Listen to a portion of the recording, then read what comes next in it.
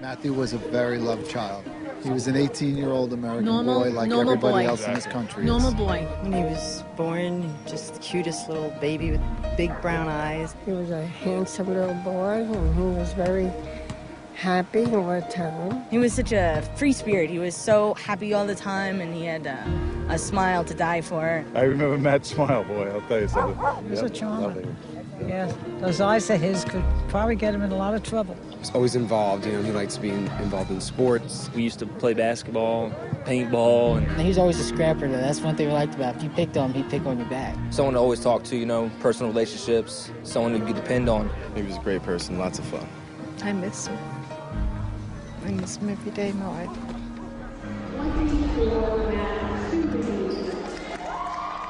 We called him Matthew, we called him Matt.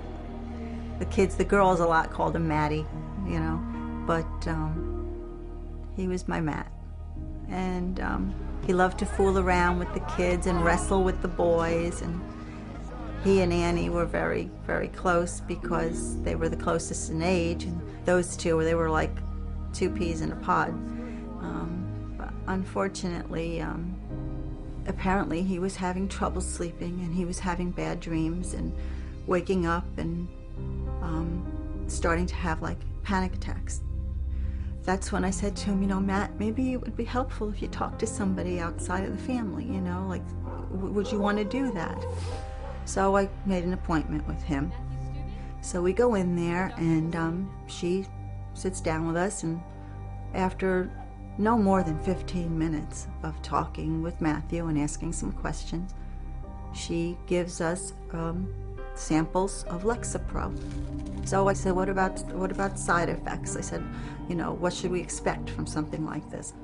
And she says, well, you know, they're very well tolerated. And she said, you know, they could have like headache or nausea or maybe some insomnia. So we went home with our sample pack of Lexapro, and at that point, he stopped wanting to talk. He seemed to be withdrawing more. This was weird behavior for him. Well, a lot was happening at this time also, and he was graduating from high school. Of course, the big plan, the kids always, they go to Senior Beach Week. He didn't want to go. He wanted to go visit his brother. And off he went. The day that he was supposed to be coming home, it was around 1 o'clock. I hadn't heard from him yet. He was supposed to call me when he finally left. Later on, I guess it was after I got off work, I called, and he didn't answer. But a little while later, he called me back, and he said, he might have said he was almost to North Carolina. It was about 11:30, and I called. He said, I'm fine, I just passed Roanoke. I woke up at around 2:30, kind of jumped up at the clock, and realized he should have been home an hour. So I called the cell phone and went straight to voicemail. I kept calling and calling. I'm like, Matthew, answer the friggin' phone. I was like so upset. Fell asleep, woke up again. It was about 6 o'clock in the morning. He still wasn't home. I didn't know what to do. I started getting ready for work. Went to work. I could hardly function. I went, told my boss I have to go home. Get in the door, phone's ringing. And there's this man on the other end, and he said, I'm looking for the family of Matthew Stubing. I said, this is his mother. Who's this? And he said, I'm calling about the jumping.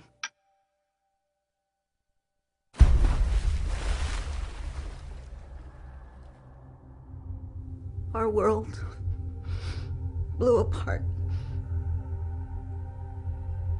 We couldn't imagine that this had happened. We couldn't understand because this just wasn't Matthew. None of this was Matthew. I mean, it was like, made no sense. It made no sense.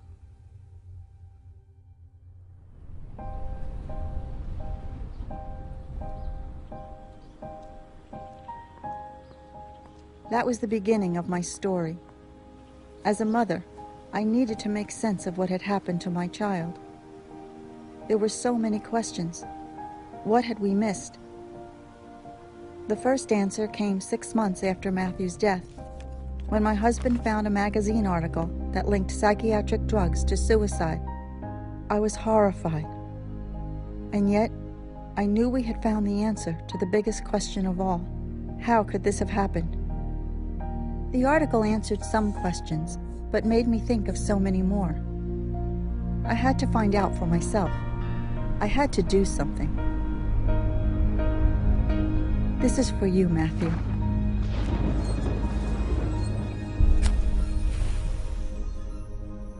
Before, all I had ever heard about psychiatric drugs from the media, at schools, in the doctor's office, was how safe and effective they were. You know, you feel sad and that means you have a chemical imbalance in the brain.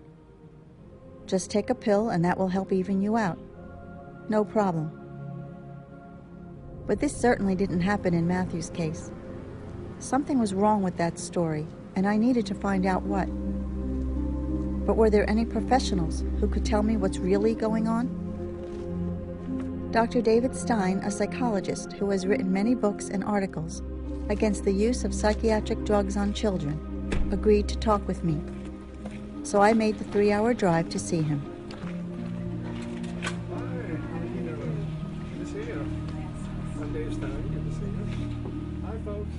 Tell me what brought you to drive all the way down here. Well, we went to a doctor, a psychologist. Okay. And my son was diagnosed with depression, and we were told that it was caused by a chemical imbalance. Is there such a thing as a chemical imbalance in the brain that can cause psychological problems? No, actually, that's one of the misstatements of disinformation or misinformation that's coming out. And unfortunately, I think your psychologist believes there's a chemical imbalance, and a lot of people do. The psychologists, the educators, the psychiatrists certainly accept it, and now pediatricians are accepting it. It is not caused by chemical imbalance. And what makes me angry is so many of the doctors are just buying into that. It's just not true. There's no test or anything that could have been done to determine that. Am I right? They claim that they found this chemical imbalance or that anatomical problem or anomaly with the brain or nervous system, and yet if you were to send your child to a lab to have the chemical tests done on his blood or urine, they would look at you like you're insane because it can't be done. So what they claim is an imbalance cannot be measured by any laboratory or urine tests or PET scans or CAT scans. None of it can be replicated at the clinical level. And there are about 1,000 claims that come out every year where they think they found the cause of depression or ADD or bipolar disorder. None of it is true. Does that answer your question, Celeste? Yes. Okay. I think so. I feel that if I had known better, if I'd had the information in front of me to make a decision, he would never have been on that drug, to be honest. He never would have been on that drug. And I believe we would have worked it through. So I feel to blame. You feel guilty? I do. I think I'll always feel that way. You did not let your son down. You were an honest parent, honestly seeking help for your son who was having some trouble. And if you went to the bookstore, the books would say the same thing. The same garbage would be inundated through all the bookshelves. So you'd pull one book after another book after another book, and all you would get is chemical imbalance or neurological disorder and all this. And they need the drugs, and the drugs and therapy, the combination is the way to go. You would have gotten it from everywhere you would have looked, except the very few scholars around the nation and the world that are fighting this. And we're a rare breed. We read deep into literature. You're not at fault, Celeste. I think your attitude will change. But right now, the prevailing and pervasive attitude is what you walked into. It makes me angry. I feel anger at hearing your story. Dr. Stein, thank you so much. God bless you, and I'll help you any way I can. Appreciate it. What Dr. Stein said shocked me. Why hadn't I heard this before? Why hadn't anyone told me this? Was the mental health industry knowingly lying to me? And if they had lied to me, surely I wasn't the only one they lied to. I found out I was not alone. There were a lot of other mothers who had been through similar experiences and were speaking out.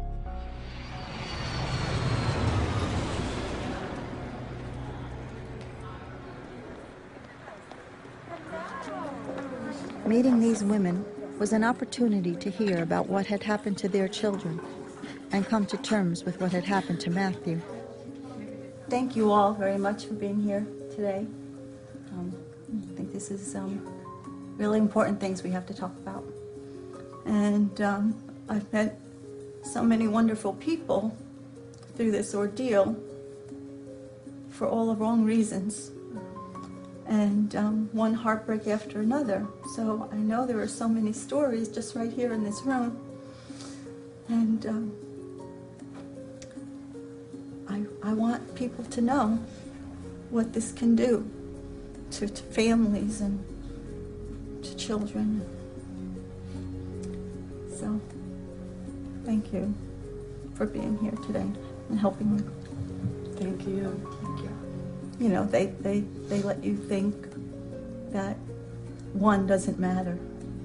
You know, they expect that a certain percentage are going to suffer these side effects, and that's okay with them. One child's dying. But it's not okay from this. It's not okay. And there's one, and there's one, and there's one, That's and then right. there's 100, and then there's 1,000, and then That's there's right. 10,000, That's and right. it's not just one. Yeah, that's And right. one is too many. That's right. But it just goes on and on. When I took Matthew to the doctor, he was diagnosed with a clinical depression, and they said it was because of a chemical imbalance. What happened to you when you took Candace? We took Candace because she was exhibiting anxiety at school. She had started blocking on tests, and I had a couple of teachers say, you know, Candace needs to study for these tests, when I would know that she had, because I used to study with her and she'd always make note cards and everything. But she would get to the test and she would freeze, or else her writing was so horrific that she might have had the right answer, but the teacher couldn't read it, so she'd get it wrong anyway. And I took Candace to a highly recommended child psychiatrist, and he talked to her for about 15 minutes and said, well, she has a generalized anxiety disorder. The only way that this anxiety was manifesting itself was in tests. There were no other areas of anxiety. They're not telling you that it's entirely psychologically based and subjective. They're just saying, oh, well, based on these symptoms, you have a chemical imbalance. And then with a chemical imbalance, it's like, where did they come up with that? What chemicals? Exactly. I love that. Like, where's the test? Don't we get a test? Where are the tests, you know? Yeah. You can draw somebody's blood and see if they have cancer. You can, those are real medical diagnoses. If somebody tells you that your child has ADHD, ask them to draw their blood and show you the chemical imbalance causing this. And they can't do it because they haven't proven the chemical imbalance that's causing this. It's completely arbitrary and subjective, and it is their opinion that that's what's going on with your child, who you are actually the expert on. They always hide behind, I say they, you know, the psychiatrists and the psychologists, they always hide behind, we're doing this in the best interest of your child, you know? And that's really hard to get around, you know, as a mom. You know, you're out there and you're like, I want to do what's in the best interest of my kid, you know? Playing on the guilt again. Yeah. If you loved your child, you drug them for their own well-being. And you want to do what is right for your child, so you bow to the pressure because you think that they know, because they have an educational history, they've gone to college, they're more powerful, they know. They're the professionals. You know your child better than anybody. Tune them out. You do what your heart tells you. You don't listen to them. These women were strong, knowledgeable, and determined to spread the word that what had happened to their children could happen to anyone's. Because when it comes to diagnosing kids with psychiatric disorders, no one really knows what they're doing, as a group of high school students found out when they interviewed psychiatrists at a recent psychiatric convention. With all the diagnoses out there, how do you know which one to choose? For a patient? Yeah. The diagnosis? This is a good question. Well, it can be pretty difficult to pick a diagnosis. Psychiatry is not like other fields of medicine, and the diagnoses are sometimes kind of muddy. Yeah, just often pick and mix, so it's not that difficult usually. I pick the psychosis group of diagnosis. We don't always make the perfect diagnosis, but we try to make one and revise it. It's really hard. They're oftentimes wrong half the time. Sometimes we don't need a diagnosis. Oftentimes it's not for us as important what the exact diagnosis is. Diagnosis is based on what is it for. If it's for reimbursement or if it's to get you off the hook. You develop a list of possibilities as to what the diagnosis might be. Well, asking all the questions in your mind. You can't ask all the questions of everybody. You can't ask everybody all the questions. So you have to do the questions in your mind and ask the right questions. And then you pin down. I don't know if that's the right answer. Whatever your answer is, totally fine. Matthew's doctor never informed me about the unscientific nature of her diagnosis or the serious possible consequences of taking the psychiatric drugs to treat it. So I went to see the well-known physician and author, Dr. Doris Rapp, to find out what I should have been told. My son was put on the drug Lexapro, and we were told that the side effects were very benign. Headache, dry mouth, nausea. What serious side effects should I have been warned of? Well, drugs such as that can cause depression, it can cause dizziness, and there are many isolated reports of almost any area of the body being affected by those. These are the ones that cause the depression, the suicidal thoughts, the heart disease, the metabolic defects. And I think that obviously lung function and cardiac function need to be monitored on children if they are finding enlarged hearts and the children are having heart attacks and strokes and increased blood pressure and irregular heartbeats. And it was found that many times when you stop these drugs, the symptoms don't disappear. You think the shaking is going to go away. It may not go away. And there's nothing more devastating to a young child than to twitch and have these jerks in their body that they can't control. You should have been told to watch for any change in how your son feels or acts or behaves. Any change in his appetite. Is he dizzy? Does he have problems with his coordination? Right. Did they tell you to contact them if there was any change? No. They didn't give you no a sheet with side effects? No. That you should have received a sheet that said these are the things you might look for. And if you notice any of these, but I think most people would be scared silly because it might be a whole page of side effects and you might not even know the terms, but you get out a dictionary. Or it's in print that's so small that's right. You can't even You get a magnifying glass. And I'd say that you shouldn't have to be the doctor, but in today's day and age with so much going on that shouldn't be happening, I'd say parents, go check on what your children are taking. Don't assume that it's normal to have a reaction if you're seeing one. Call your doctor up and complain. Get a second opinion. But you've got to cover yourself in every way that you can possibly cover yourself. I think you can't drug healthy bodies and make them unhealthy in so many ways and expect those individuals to grow up to be a functional, creative persons in the society. They simply won't be able to reach their full potential because the drugs change them. I think that what is going on is a sin. God must be standing up there saying, "What are you doing down there?" What are you doing? Thank you so much. You're going to make me cry. Thank you very much.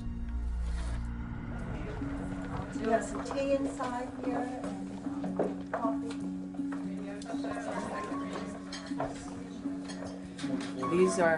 These are dangerous drugs that don't cure anything. And the diagnosis of ADHD is it's just epidemic right now. You know, it's so easy to do to label a child that way, and then that label follows your child all the way through life.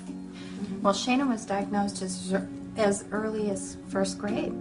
So the school psychologist sent us a letter and stated that Shayna had all the characteristics of ADHD and needed to go to a doctor. So I took the letter from the school psychologist to the psychiatrist with me. 45 minutes later, walked out with a definite diagnosis of ADHD and a prescription in hand. They judged her whole entire life on that subjective checklist and put her on drugs right away.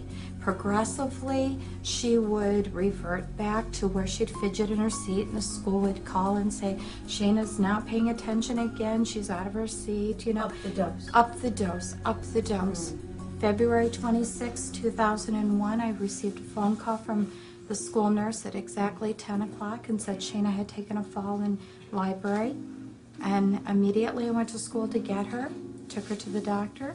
I was only a few feet away from her, signed her name on a clipboard. I turned back, and she's having a grand mal seizure.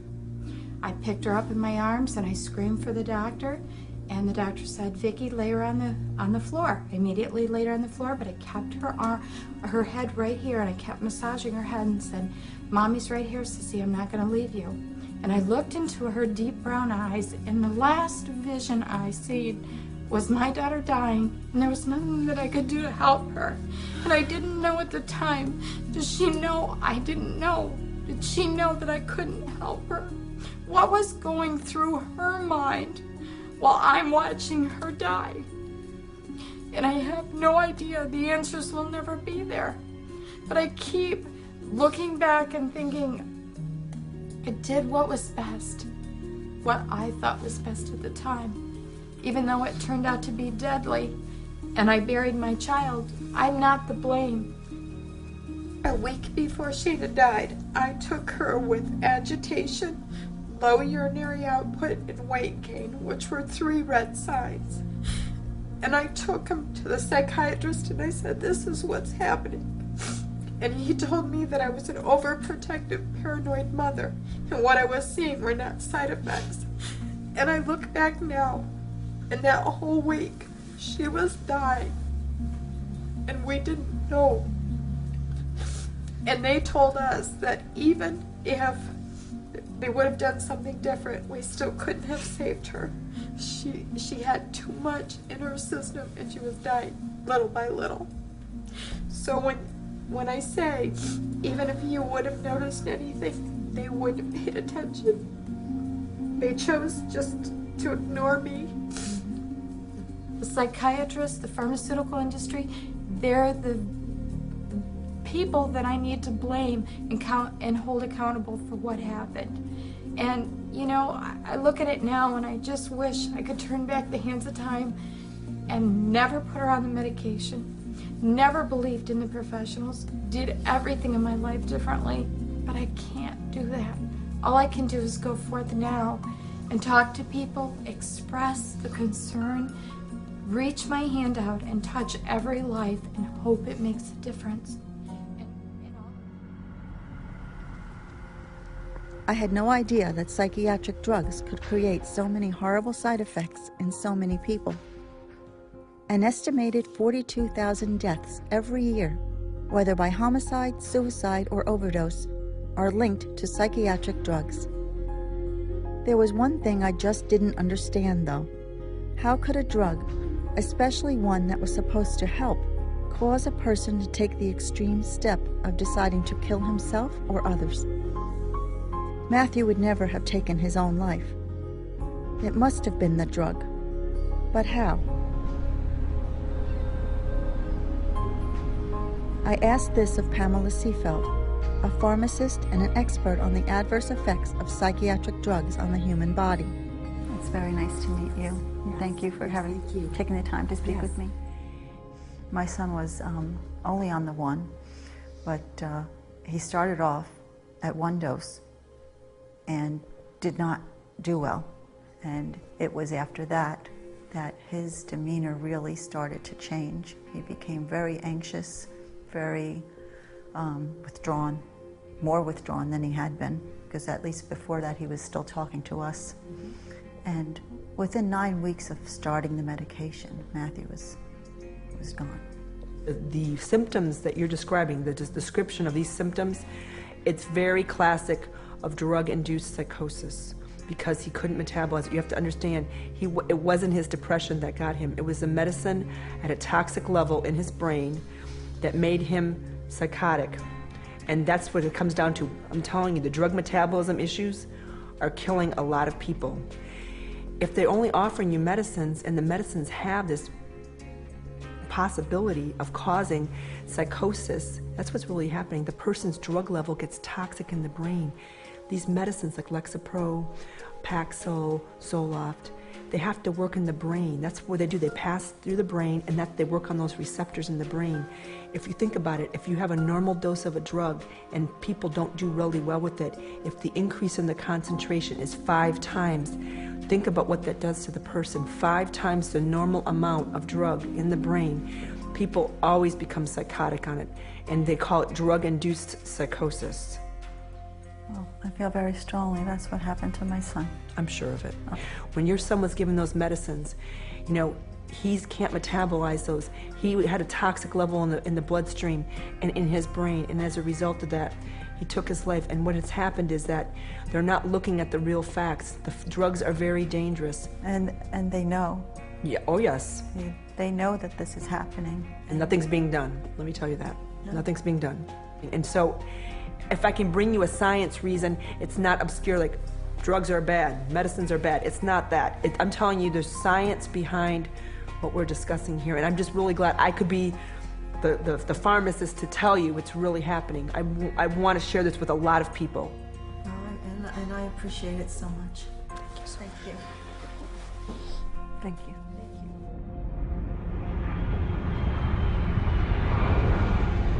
It doesn't take much looking to find some pretty horrible examples of children who became extremely violent after being put on psychiatric drugs. Kip Kinkle, for example, shot his parents, then went to his high school and killed 2 and wounded 23 more while withdrawing from Prozac. Christopher Pittman was taking Zoloft when he shot both his grandparents and burned down their house. And Eric Harris, who killed 13 people at Columbine, then committed suicide, was on Luvox. 9 of the last 13 school shooters were either on or withdrawing from psychiatric drugs, and the medical records of the others are sealed, so we may never find out the truth. But instead of warning us, psychiatrists and drug companies are playing down the most serious side effects and ignoring the rest.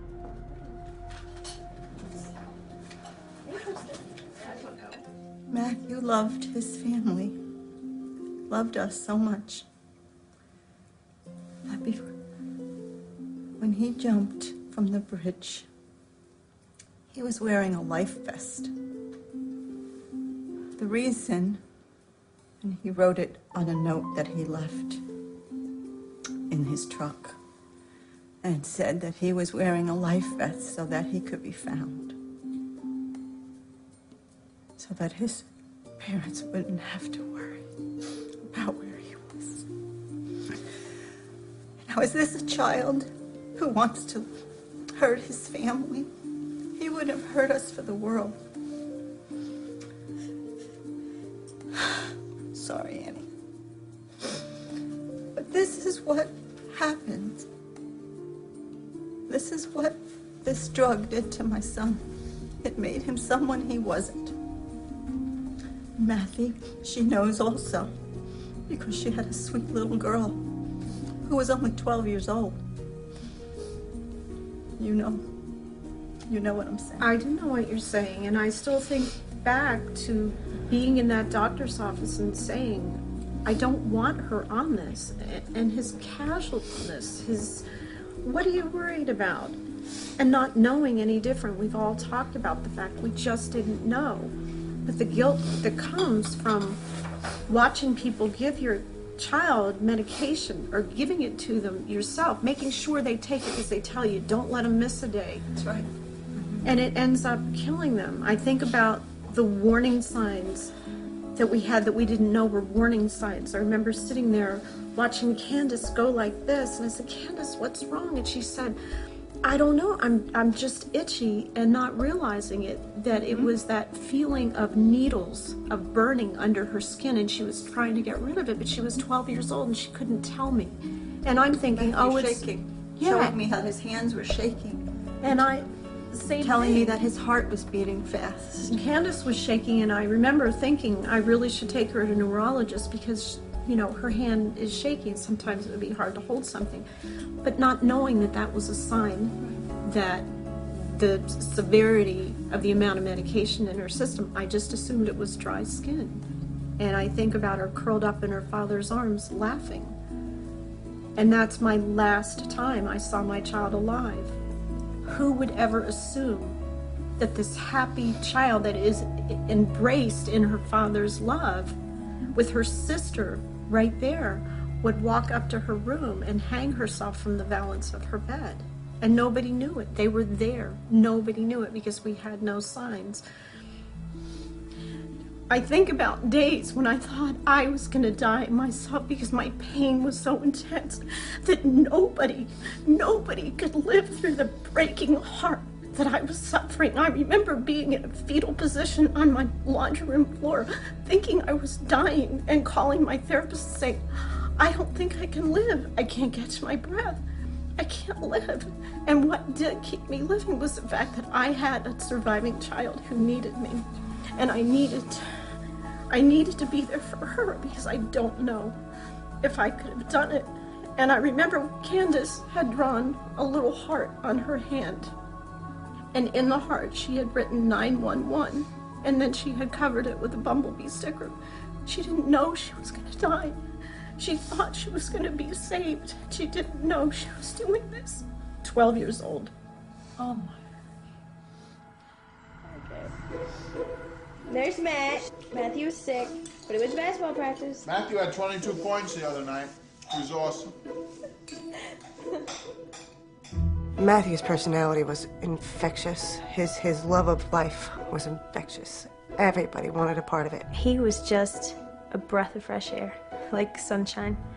And people loved being around him. He was outgoing and always smiling and funny and, you know, playful. Matthew was a friend to everybody. You know, he'd play with anybody, young or old or this or that. My first memory of Matt was in the 3rd grade. We had the same teacher. We really became friends in 3rd grade when we had a class together. The first time I had ever met him actually was at a high school football game. And we hit it off instantly. I remember one of the first things I remember about Matt and the Steubings. I remember coming home and telling my dad that they're all a bunch of angels. He was so much fun. He taught me how to skip school. He was always supportive, like, if there was anything wrong, he knew how to pick you up. We were on a basketball team together. We played basketball together all the time growing up. We spent hours next to each other, ribbing each other, and by the end I was just proud as I could be to finally, you know, at least in one of the games I beat him. I mean, it was very easy to stand on the side and just, you know, just grin ear to ear because the kid was absolutely cool. And in my life, he is still cool. The more I learned just how much our kids are being drugged, the more outraged I became. But I was truly horrified at the extent of psychiatric drugging that is forced on children who don't even have a parent to protect them. No one knows this better than foster child counselor Sonia Mohammed, who works with the County of Los Angeles, dealing every day with children diagnosed and forced to take psychiatric drugs. My personal experience has been that these drugs are very, very dangerous. We don't see any evidence of them doing or accomplishing the things that the parents are being told that they're supposed to accomplish. And unfortunately, there are many stories like yours, which is so unfortunate. My heart is with you and your family that you had to experience this, because no one is really listening to any type of alternative conversation regarding this. It seems that foster children are much more likely to be medicated than, say, other children. Why is that? Several reasons. The main reason being is we don't have time to deal with you. That's my take on it. So what we'll do is shut you up and we'll shut you down. That's basically it. Most of the kids that are placed by the Department of Children and Family Services, they're there because they were removed from their homes because of abuse, whether it be emotional abuse, physical abuse, sexual abuse, a combination thereof. It doesn't seem to occur to the system that this kid is scared. This kid, if they are a victim already of abuse or of some form, that they already are traumatized.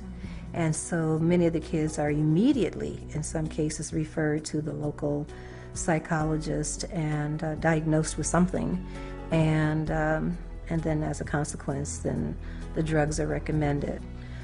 What I have mentioned to some people before is that I have been in homes where I saw the kids' files piled up in a worker's arms, the files taken to the local psychiatrist.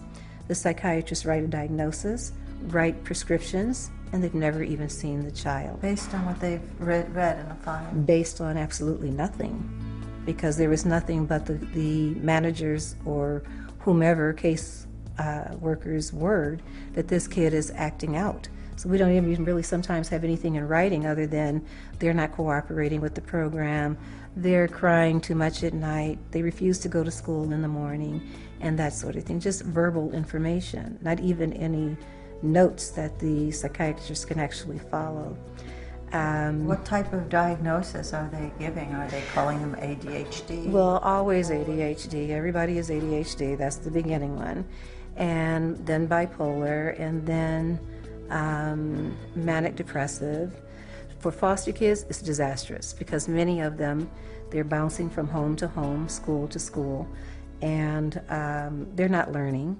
And so, of course, they're learning disordered, and all of them are emotionally disturbed, and all of them are ADHD. And I would probably say in Los Angeles County alone, we have probably about 50,000 kids in the system. And I would be willing to say... In the foster care system? Yes, in Los Angeles County alone. We're not talking Orange County, any of the counties up north. What percentage of those do you think are on drugs? I would be willing to say from experience well over, somewhere between 50% and 75%. It's astounding. Thank you so much for everything.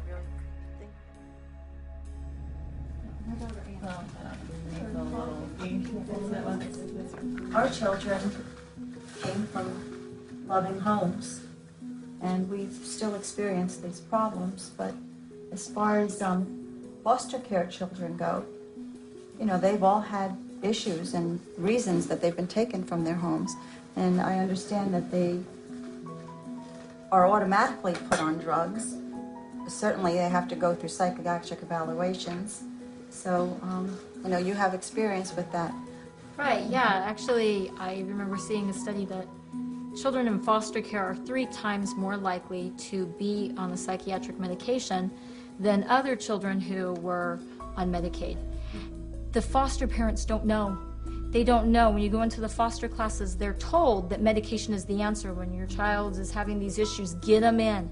Get them in. Those were the exact words. Get them in fast so that you can get their medication adjusted.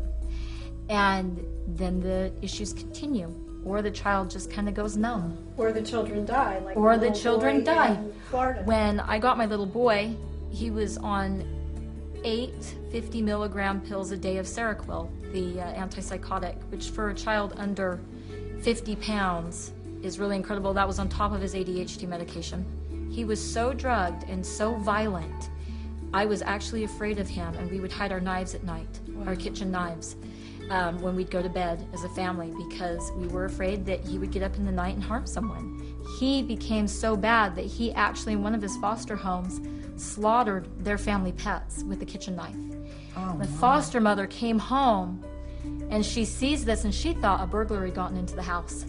She was just distraught. Oh my gosh, who could have done this? It never even crossed her mind that the preschooler did it. And she figured it out, that it was him. He had gotten so violent on these medications that he had killed her little family pets.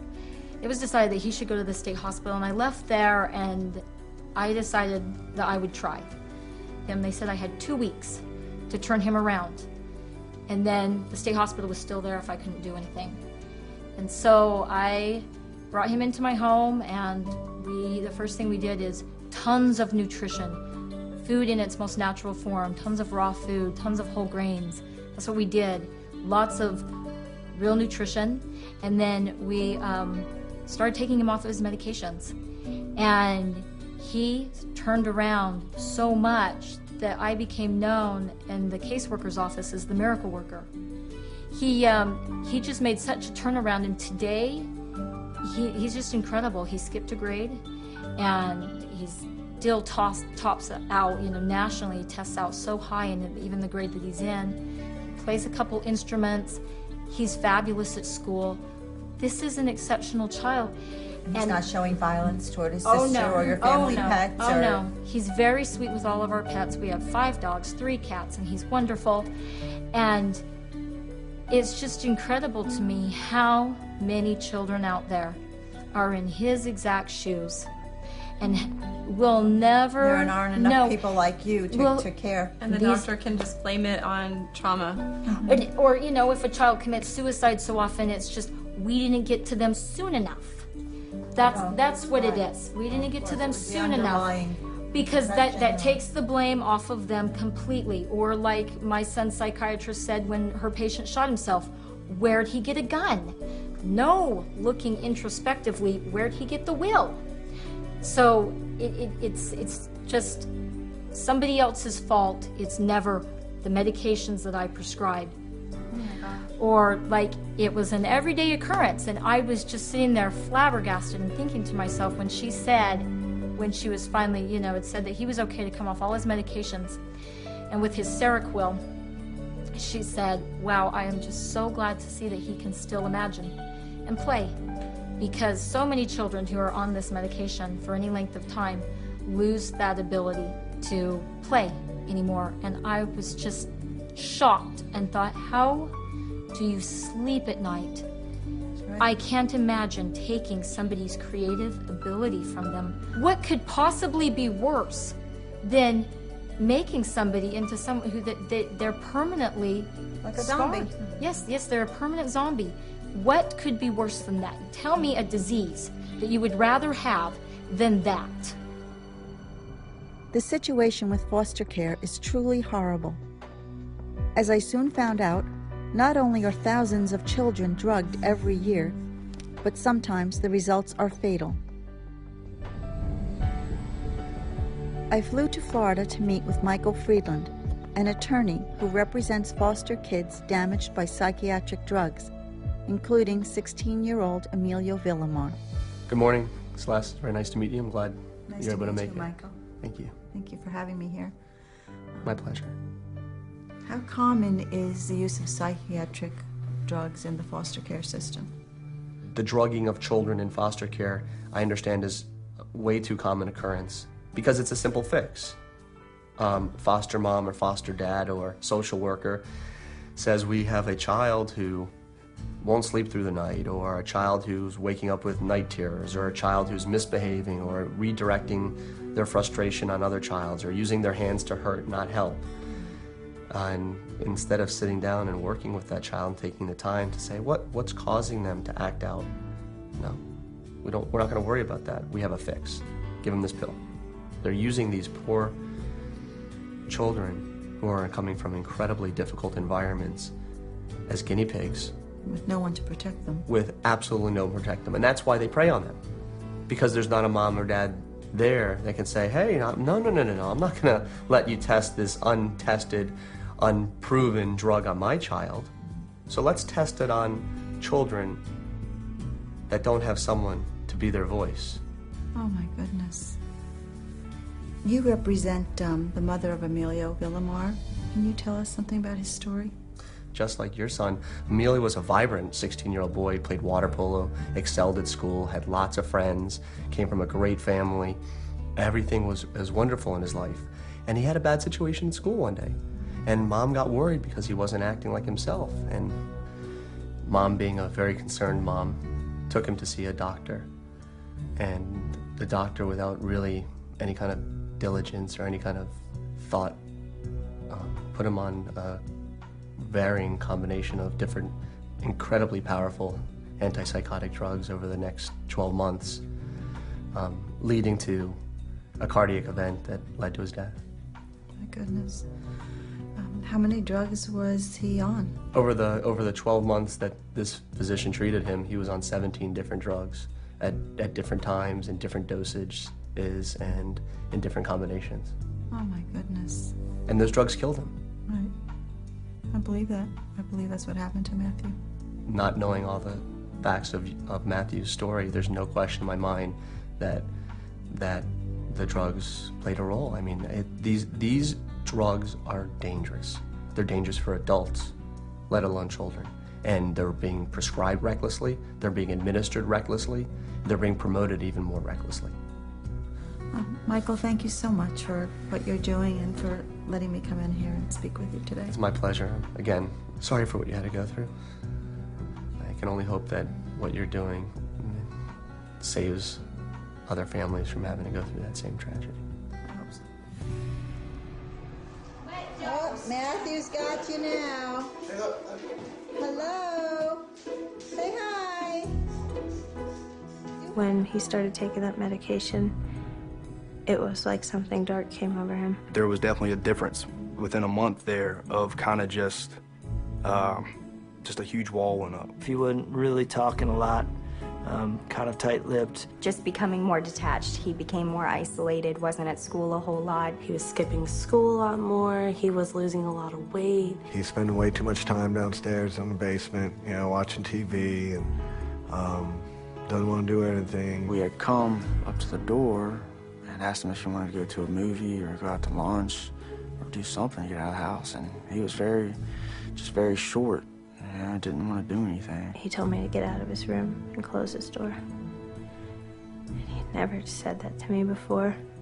But it's like he wasn't comfortable in his own skin. It was like he had 50 cups of coffee and he was starting to get spooked about who's here and am I safe and all of these things that were almost like playing mind games on him, if you will. He just didn't feel like he was in his right mind anymore. He didn't understand what was happening. He thought this medication was supposed to be helping him. And I remember recognizing the look on his face as, it's hard to describe, that nothing is okay.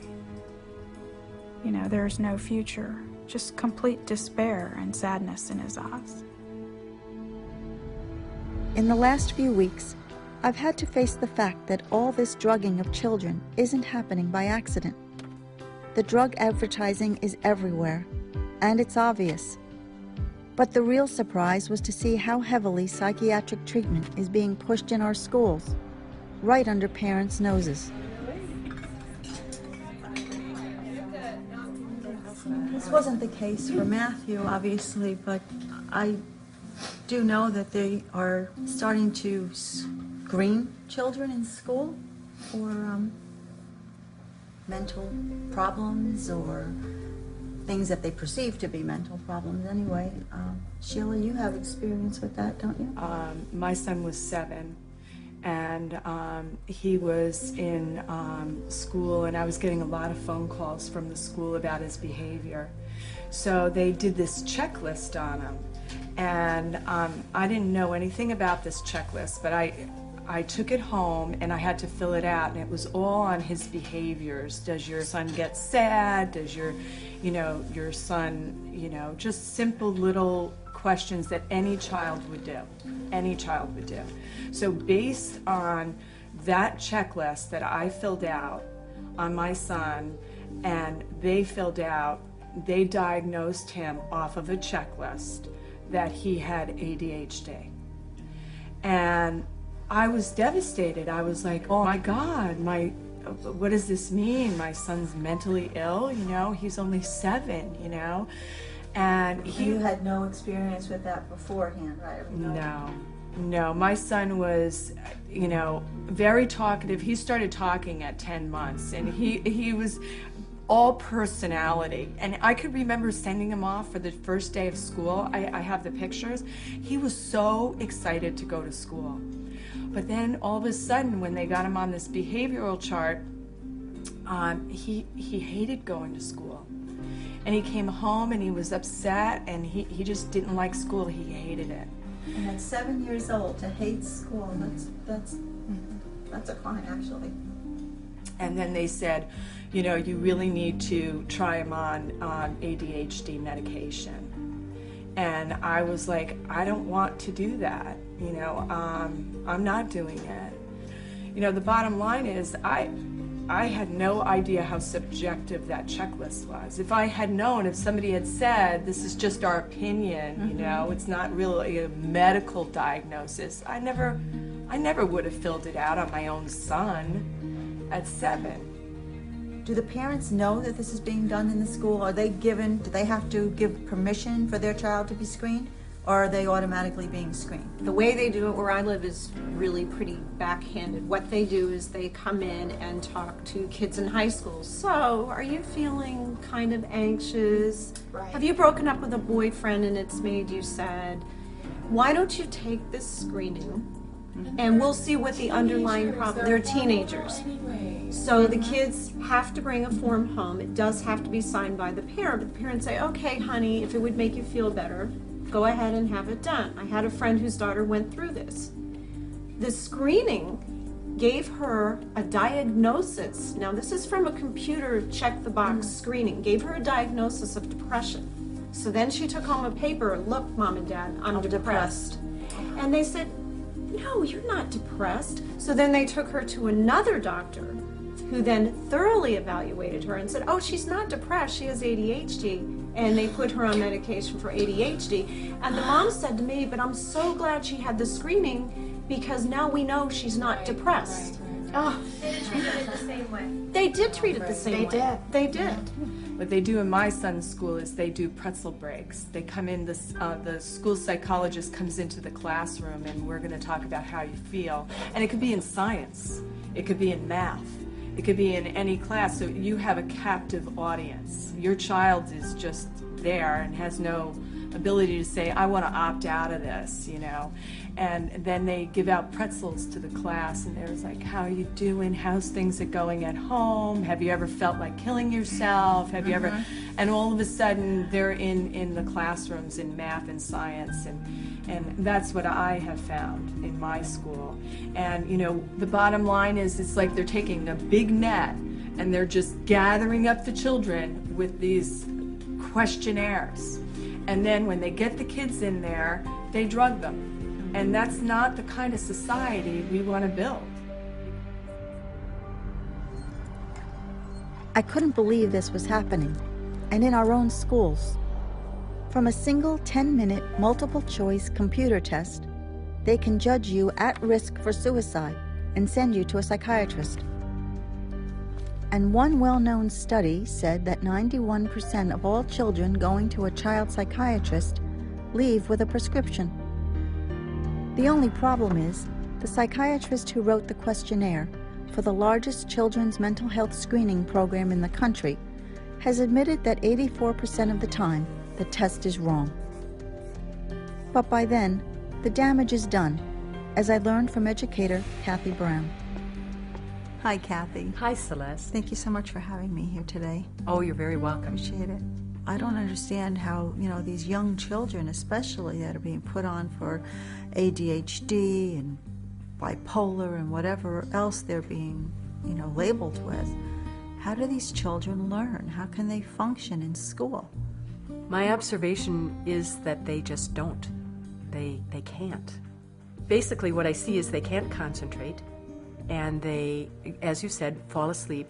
They have stomach upsets. They have, you know, out of the maybe 300 side effects on one of those drugs, they'll have 4 or 5. it makes it difficult to study. It makes it difficult to study if you can't sleep. It just frightens me and makes me wonder what's going to happen to the next generation. What's happening to these children that are all being drugged right now? Where's our society going with this?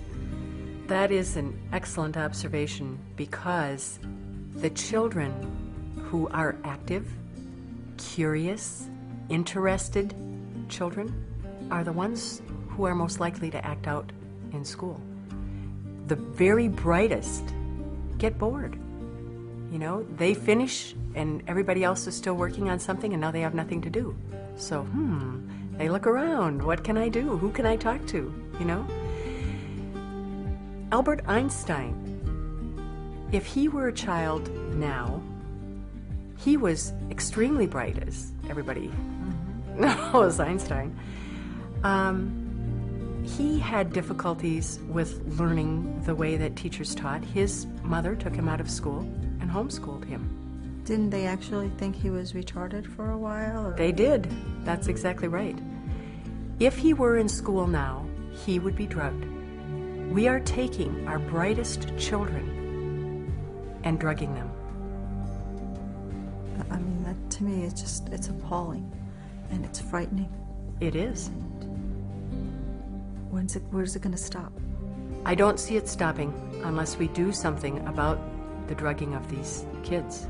If somebody had come in from some other country and said, I'd like to have all of your brightest children, please.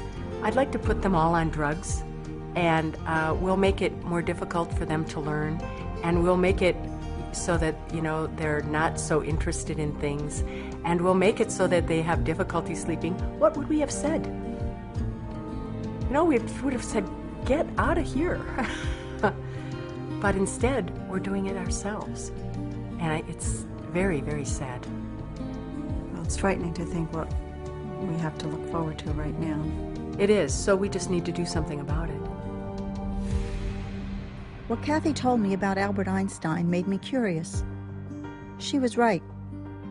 Einstein was very quiet, didn't do well in school, and didn't even speak his own language fluently until he was 9. His parents thought there might be something mentally wrong, but they didn't do anything to him.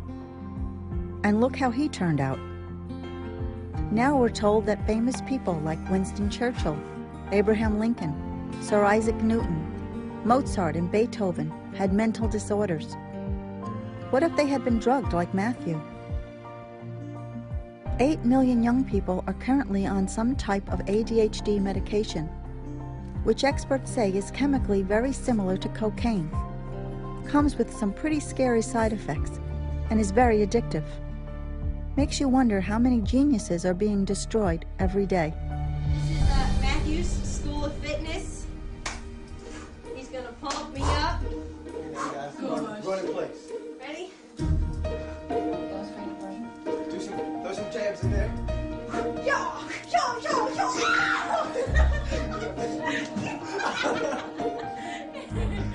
When I heard the news of my brother's death, I couldn't be more shocked. I was at home. I think it was a Saturday night. I was hanging out with a friend. Friday night is when I found out. I was on my way back from vacation when I found The out. phone rang at about 4 in the morning. My roommate waking me up 5:30 in the morning on Friday,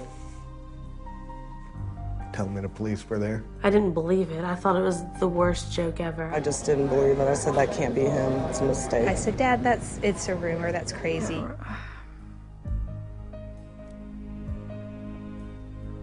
It made me speechless. It was one of the worst days of my life. I never imagined Matt would commit suicide. He did not want to end his life. He loved life. He had a good life. We all knew Matthew wasn't capable of this. A boy doesn't smile like that for 17 and a half years. And then 6 months later go and do this without any help. In just these past few months, I have found that we are in the middle of an epidemic of the psychiatric drugging of our children. Across the world, there are 20 million children on some type of psychiatric drug. 20 million. And as shocking as it might seem, psychiatrists at a recent conference even admitted that they are diagnosing children at younger and younger ages. From your personal experience, what's the earliest age that you could diagnose a child with a mental disorder? It depends. Some disorders start in early childhood, some in adolescence, some in adulthood. It's a very, very complicated question. Earliest isn't really a criteria. End of junior school, going towards high school. 13, 14. Probably 6 and over. 6 and 7. The age is 6. 5 or 6. Age 5. 5 years? 3, 4, 5, 6 years of age. Probably 4 or 5. 4 or 5. 4 or 5. When you look at a kid who's 4 years old and trying to diagnose him with ADD, how can you tell it's not just because they're 4 years old? 4 years, 3 years. Very early. 2, 3, 4. 2 or 3 years? The age of 2 or 3. 3. Toddler. Before 18 months. They can actually see signs as early as the age of 1. It's a few months probably. Babies. The newborn. Newborns. In the uterus. Pre-birth, that's what we wish. Psychological problems start even when you are in the mother's womb. It's disgusting that anyone would even think of giving a mind-altering drug to a young child with a developing brain. But what about the children drugged before they are even born?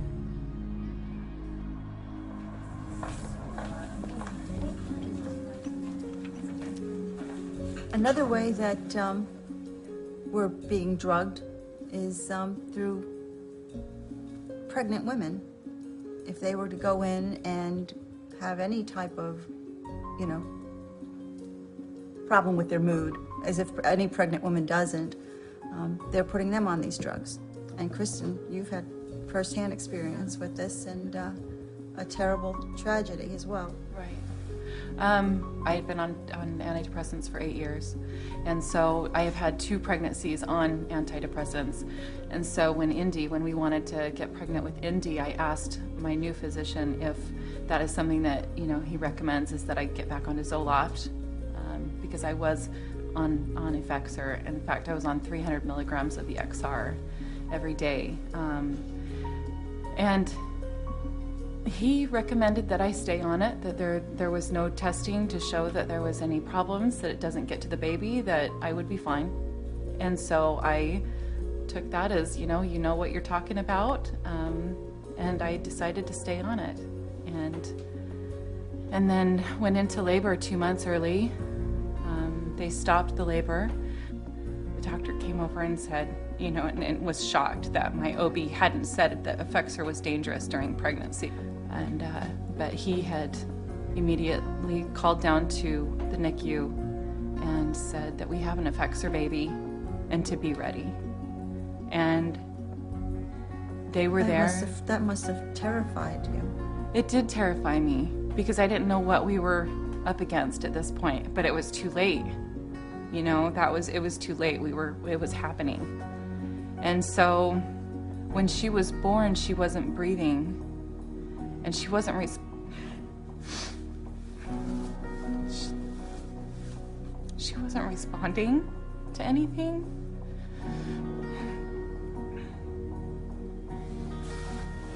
And at that point, when they finally did get her to come around, it was almost like that part of the damage that I had done was over, that it was okay. Oh my gosh, she's safe, she's okay, she's breathing. And no doctor told me that, through the breast milk, could she be getting any kind of the medication. We were in and out of, the hospital because she had severe problems with jaundice. She had severe problems with vomiting. She was lethargic, and she would eat maybe 5 to 10 minutes and then fall completely asleep, to the point where we would have to jottle her over and over and over again just to get her to be coherent enough to eat again or want to eat. She wasn't gaining weight. We came up, the pediatrician wanted to put her on medication, and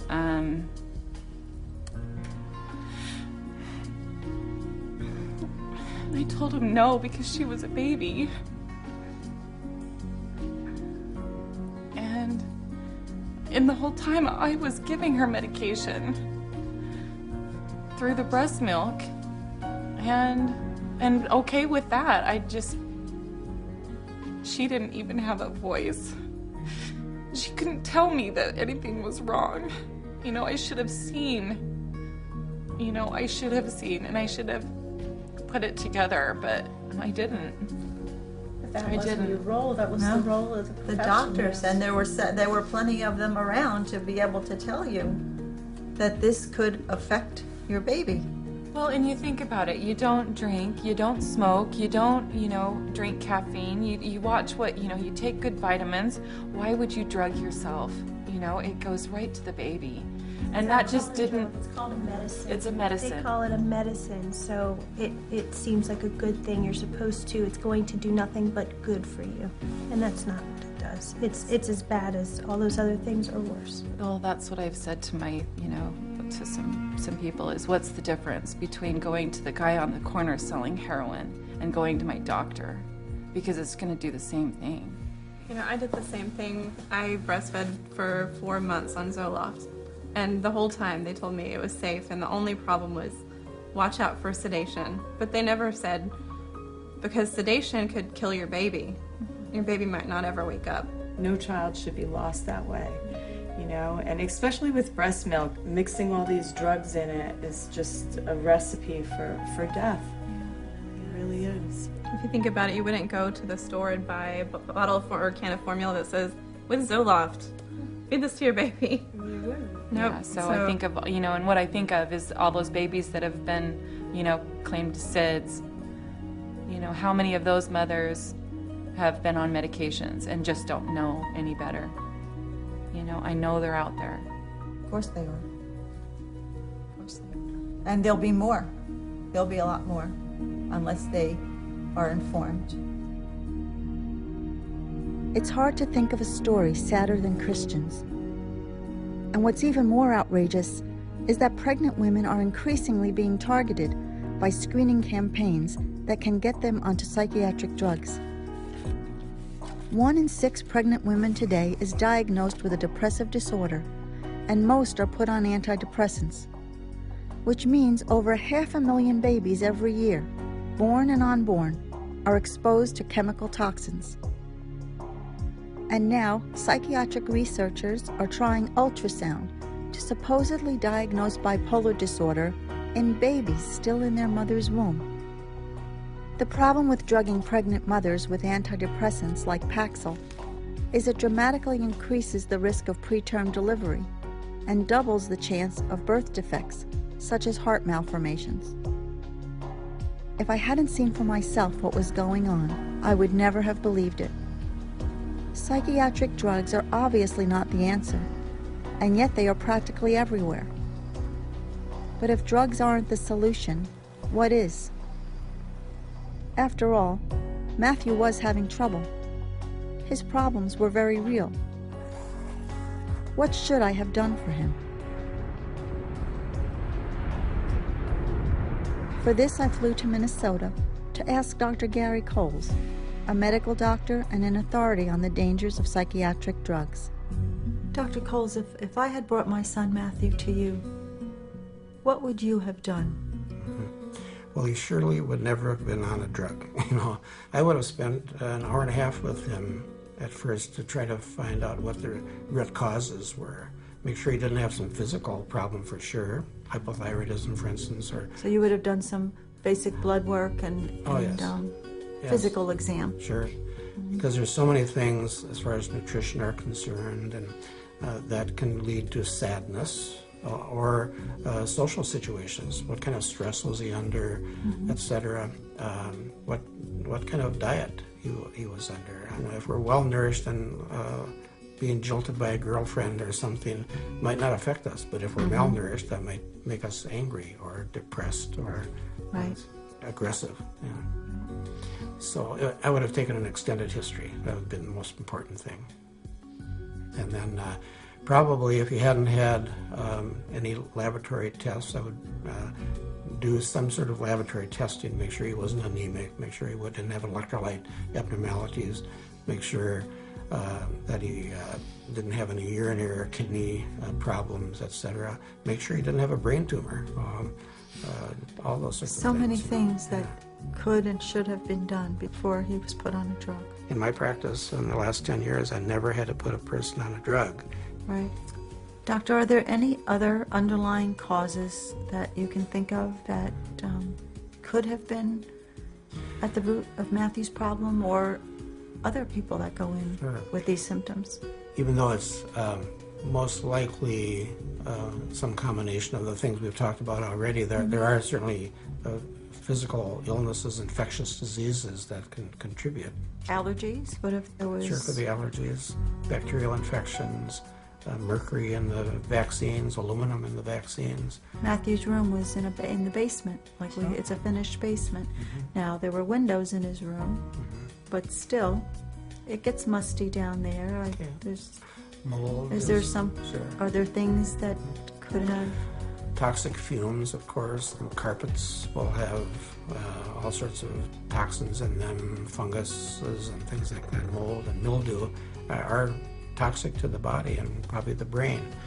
So there's a list, I'm sure, of hundreds of physical bacterial illnesses that maybe can contribute to chronic fatigue or sadness, perhaps, or lack of energy. So there's a lot of holistic approaches to physical health, mental health, spiritual health, everything. And drugs just alter the brain. They never cure anything, and then they make you permanent patients, which is great for business and bad for patients. And completed suicide is just one of the thousands of adverse effects that the industry refuses to acknowledge. So our brain nutrition is extremely important in mental ill health, getting people off the drugs, good nutrition. That's the way to cure, and then you have lost a patient for life.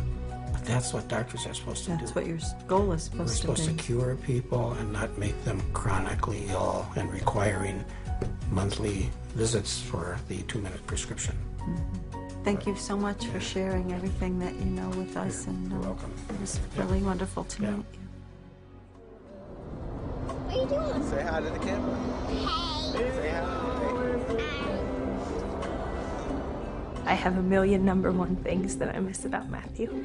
I can't go on a list. I miss the camaraderie. I miss him at the kitchen table. I miss him at Christmas. I miss the things that we did together. Everything. His presents. I just wish he was still here.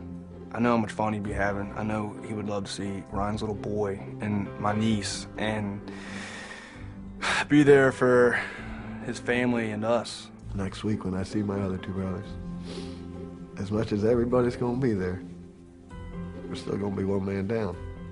You know, a part of us all went with him, and that part is sorely missed.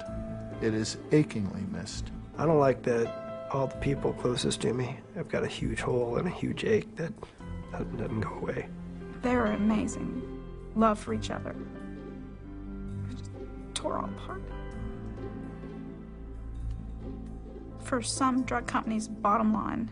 My friends get to visit their brothers at college, and they have their little brothers on speed dial.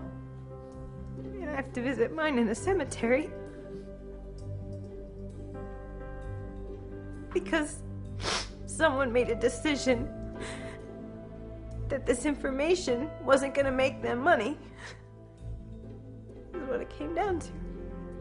Or it wouldn't get their drug approved.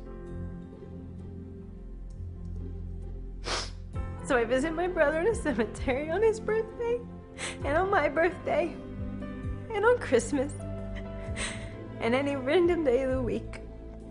I go there. But I won't see him get married, and I won't see him have kids. And he won't be there for me when I do those things. Because he's not here.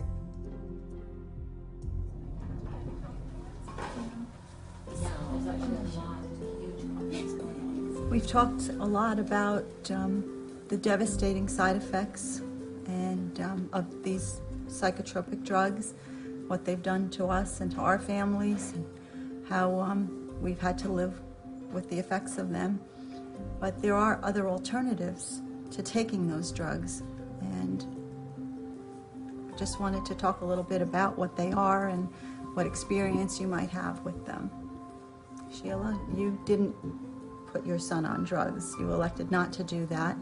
What did you do to help him to get through his situation?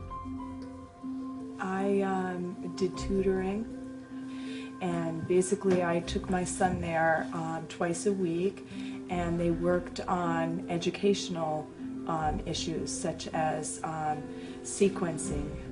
What I found out was that he had a real problem with his language. So it was like a very positive approach to his behavioral issues, because they were underlining educational issues that were not being addressed in the classroom. He needed more one-on-one, which he wasn't getting. So it was probably making him feel inferior, or, you know, this helped to boost his confidence and made him do better in school. He did much better in school, and it really helped his self-esteem, and I saw a big improvement. So I did a lot of the educational resources. And I was just going to add that some students, like in the way the classrooms are, they don't necessarily fit in well, and a lot of parents are now doing homeschooling because their children don't have the pressure of what the school system wants, and I think that for some people that's a really great solution. I say exercising is a wonderful way to, you know, relieve the stress and to... There is a study that I found one time that was talking about how great exercise is for you.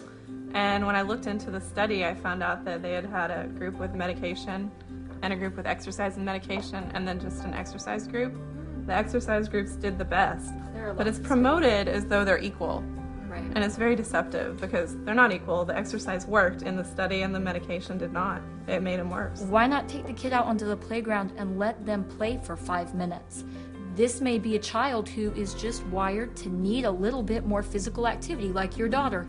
Let him with a ball or climb on the monkey bars. Let him go do that for 5 minutes and then return to the learning activity.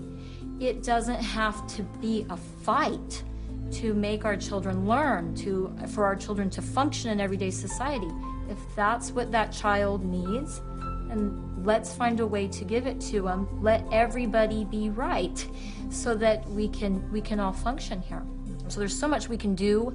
It's nutrition, it's exercise, it's stuff that our grandparents would have used. Too, because that's what I did with my son. Start putting a lot of vitamins, all the B vitamins, and nothing else, no medication, nothing. And he heals so fast, unbelievable.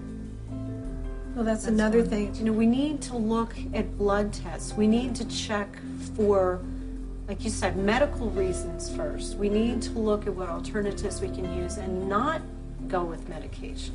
There's so many things we can do. We brought up so many points here, and none of them involving medication. Matthew's got the ball. Go get in. He's going to take him to the hole. He's going to smoke him. Come on. And the crowd goes wild. And little Stu buries his brother, 22-20. He was my little brother. I remember the day that he became not so much cooler, but just my equal. Like, I remember the day where everything flows downhill. You start beating up your little brother, but I remember the day that he actually looked at me and said, "No more." And we started looking at each other as equals. You want to go on vacation, you want to do this together, you want to do that together, and just, he started becoming my best friend. And he shouldn't have been so on these pills that it fucked him up. I mean, like, one day he's way happy, and then the next day he's just way out of his mind, sad, and I'm just like, "What's wrong, man? What's going on?" And it's just, one day we're best friends, and the next day he just don't even know who he is anymore. I didn't know what to do, so I just leave him alone. I tell him all the time, I miss him. I miss him. I wish he was here. I wish we didn't have to do this shit for him. Like, this sucks, man. I don't like it. I don't like it. I don't like what it's made me. I don't like what it's made my family. It's destroyed us, man. Like, in a sense, it's grown us tighter as a family, but in a sense, it's just fucked everything up, man. It's just ruined everything. Oh, fuck.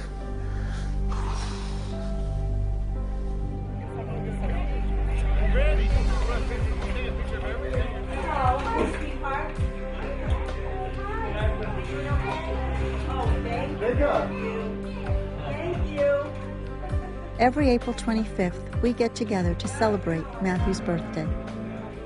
We make a cake, share fond memories, and remind ourselves of how lucky we are to have known him. We love him, we miss him, and we are so grateful for all of you who have supported us through this. You could say it's our way of healing, but the pain never really goes away. Of course, we aren't the only ones. There are all the brave women I had met who continue to speak out in spite of the emotional hurt it must bring them. They were all so moving. Sheila, who fought her entire school district for the right to leave her child unmedicated. Irma, who got her son out of a psychiatric hospital where he was involuntarily incarcerated after a mix-up of medications gave him hallucinations. Matthew, whose daughter killed herself while on psychiatric drugs given to her only because she was nervous before tests. Vicky, whose poor, sweet little girl died in her arms. Amy, whose violent drug reaction toward her own baby should frighten any new mom. Christian, who was assured she could take psychiatric drugs while pregnant, and whose baby, Indiana, paid the ultimate price. Karen, bringing her foster children back from the depths of psychiatric drug toxicity.